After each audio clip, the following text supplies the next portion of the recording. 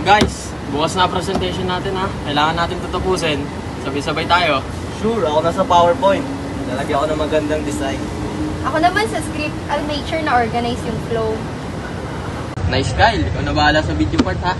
Siguro mas okay pag ako na lang mag-isa. Ha? Bakit naman? Kasi gusto ko perfect yung output. Kasi kapag group work, ang bagal. Kaya mas okay pag ako na lang. Lo, solo yarn? Pero Kyle, group project to. Dapat nagtutulungan tayo. Eh kasi naman, iba-iba tayo ng style, baka magkagulo lang. Pero hindi naman laging masamang pagkakaiba. Minsan nga, doon pa tayo natututo sa isa't isa. Tama. Yung group project na to, hindi lang naman to about sa pets, kundi sa kung paano tayo nagtutulungan bilang team. Eh paano pag di tayo magkasundo sa ideas?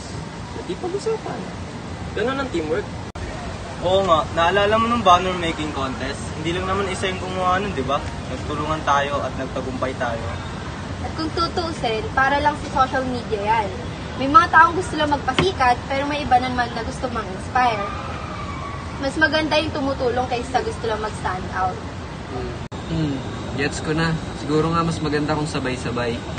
Natakot lang siguro ako na pumalpak tayo. Don't worry Kyle, kung magaling yung isa sa atin, mas gagaling pa tayo pag sama-sama. Ako sa video. Ako naman sa presentation. Ako na sa slides. O sige, ako na sa script. So ano, team na ulit tayo? Nice Kyle, ikaw na bahala sa video part ha. Sweet! Ano ng teamwork? Nagkakikinig, nag-uusap, nagkakakinig. Nice Kyle, ikaw na bahala sa video ha. Sige Kyle, ikaw na bahala sa video part ha. Siguro mas okay pag ako na lang mag-isa. Ha? Bakit naman? Kasi pag...